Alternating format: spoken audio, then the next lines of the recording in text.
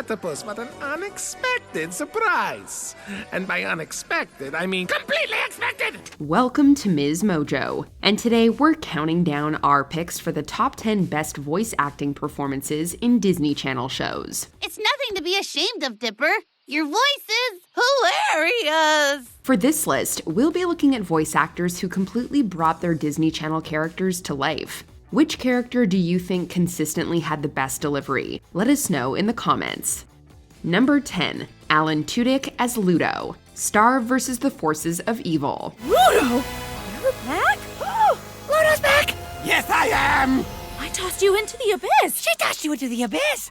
Yes, you did. Alan Tudyk is pretty well known in the voice acting community. He has quite possibly the perfect weaselly villain voice. And yes, that's a reference to his characters in Frozen and Zootopia. What were you gonna do with those night howlers, Weaselton? It's Weaselton. Duke Weaselton. His work as Ludo takes all the weaselishness several steps further as the villain continuously pursues his selfish means. Of course, this very behavior is the very thing that, more often than not, lands him in undesirable situations. He's just the right amount of over the top, and Tudyk's delivery is persistently hysterical. You will pay for that! I'm on fire! I'm on fire! Put me out! Put me out! Down, down! Oh, great job! Speaking of great delivery, we can't address Star versus the Forces of Evil without acknowledging Eden Scher as the wonderfully energetic Star Butterfly, and Adam MacArthur's fantastic turn as Marco Diaz.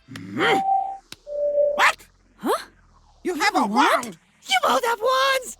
Okay, seriously, Marco, that's getting annoying. Actually, he's right. Number 9. David Tennant as Scrooge McDuck, DuckTales. Donald Duck. Uncle Scrooge. Uncle Scrooge? It's nearly impossible to pick a favorite voice in this stellar reboot. Anyone who can do a Donald Duck impression deserves praise in our books, and Tony Anselmo absolutely delivers. Beck Bennett as Launchpad is also amazing, and though every triplet is incredible in their role, Bobby Moynihan's Louie Duck is all kinds of hilarious. Please don't touch the perfect scheme. But I know all about this party. And I know all about schemes, dear Duford.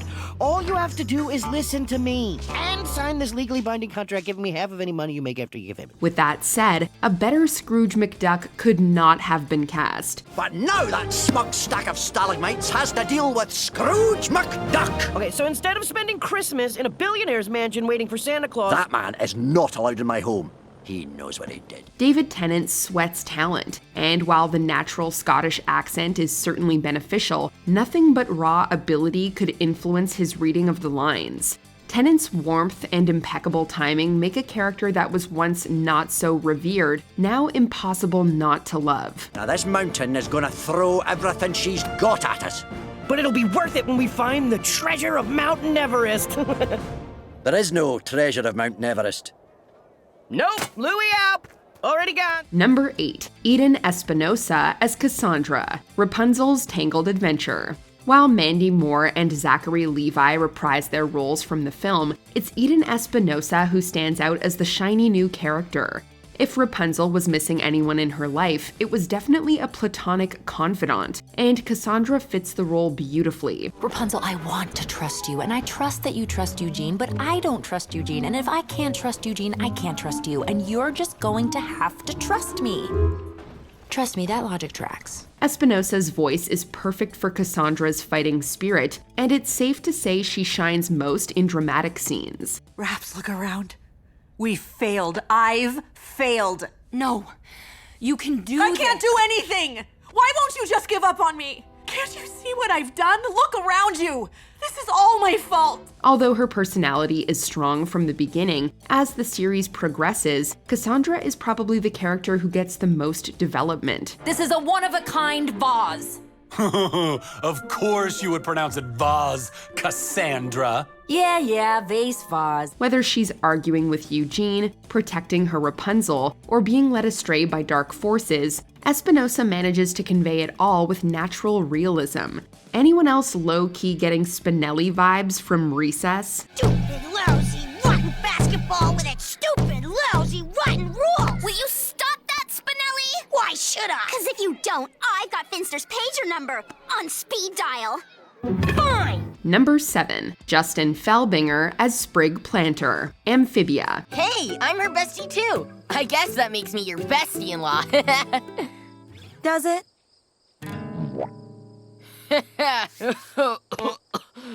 Did you all feel that? Walk it off, boy. Our favorite thing about this performance is how energetic it consistently is. Justin Felbinger definitely made Sprig what he is. In fact, the pitch pilot of the show originally had a different voice for the character, and a much different design too, and the changes are palpable in large part owing to Felbinger's talents. All right, kids, I'm gonna do a little shopping. You watch the cart.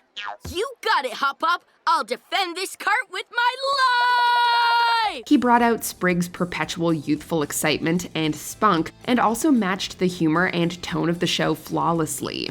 Even in moments when he's a product of his young age, Felbinger makes it so that you can't help but fall in love with the character. He's also just as great in quiet, sadder moments too. You know, I've always wondered, can you miss someone you never actually knew? That's silly. I mean, of course you can't. Number 6, Wendy Malik as Edelyn Clawthorne, The Owl House.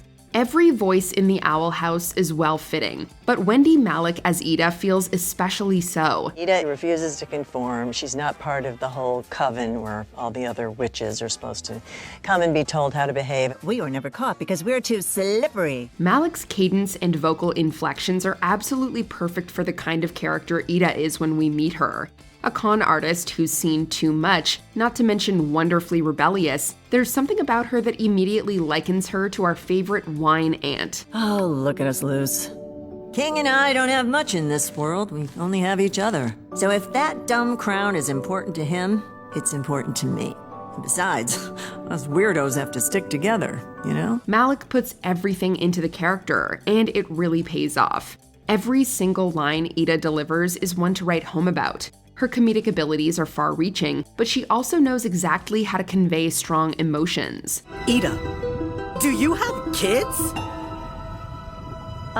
They're not mine. Mine. Oh, it doesn't matter. They both have real families to return to. Hunter's voice actor, Zeno Robinson, is also worthy of a mention here. He might just cover every single emotion on the spectrum with his voice alone. Velos is trying to hurt people.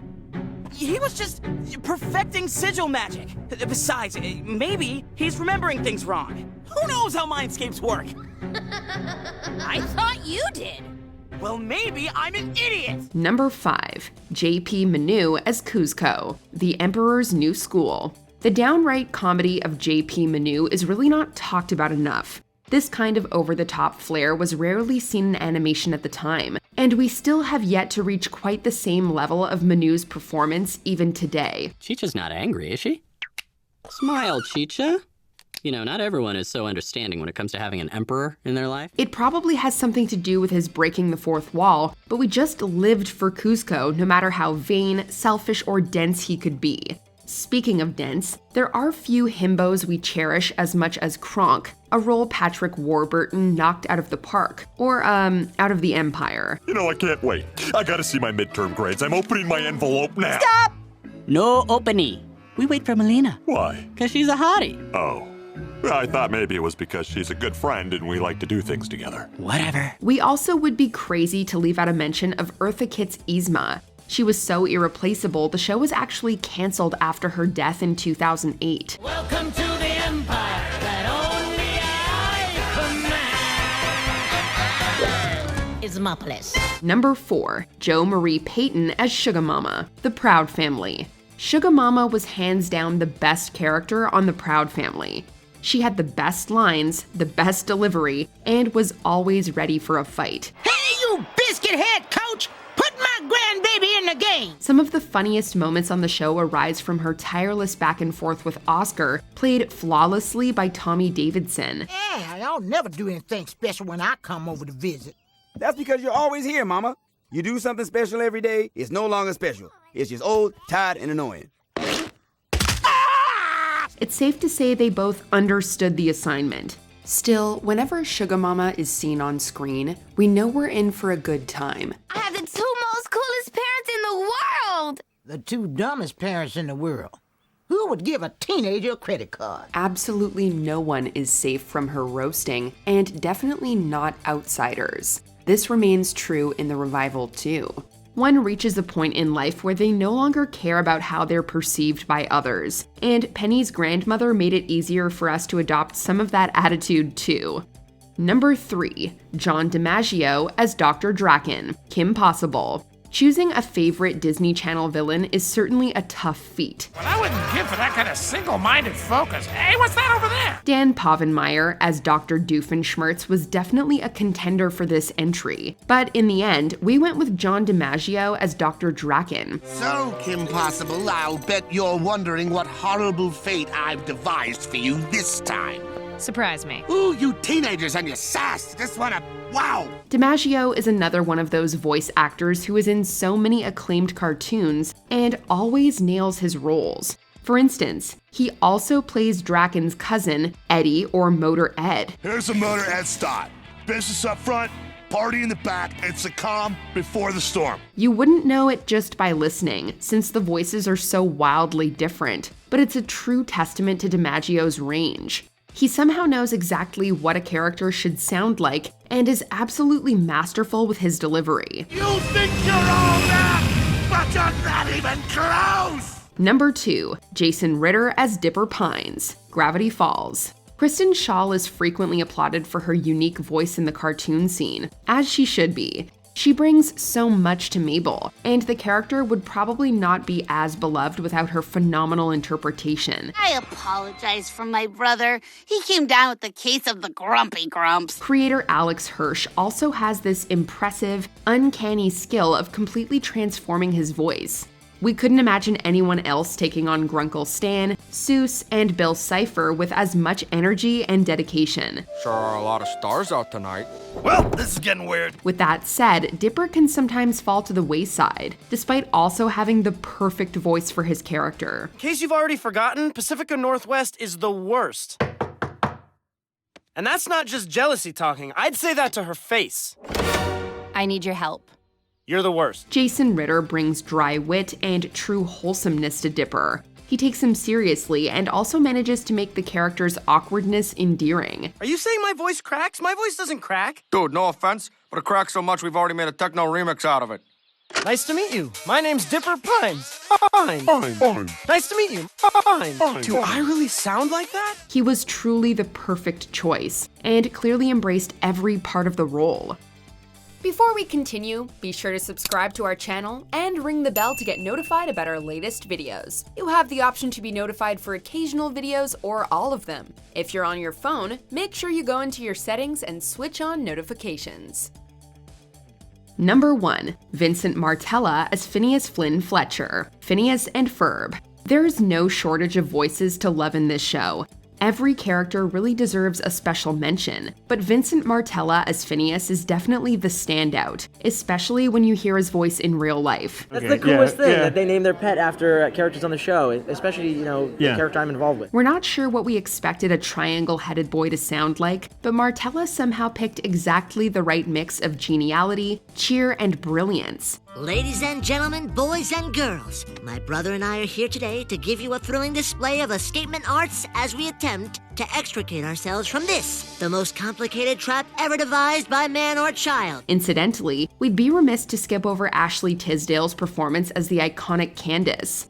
All that yelling certainly deserves a shout-out. Just a little Phineas and Ferb humor for you there. Ooh, I'm gonna go tell Mom, and when she sees what you are doing, you are going down, down, down, down! D-O-W-N down! You can just tell the actors enjoy playing their characters. That kind of love always translates into a final product. Those kids next door are building a fort, and I will be annoyed if theirs is better than yours. Candace, we don't do this to compete, we do it for fun. And for the ladies. Do you agree with our picks? Check out this other recent clip from MsMojo and be sure to subscribe and ring the bell to be notified about our latest videos.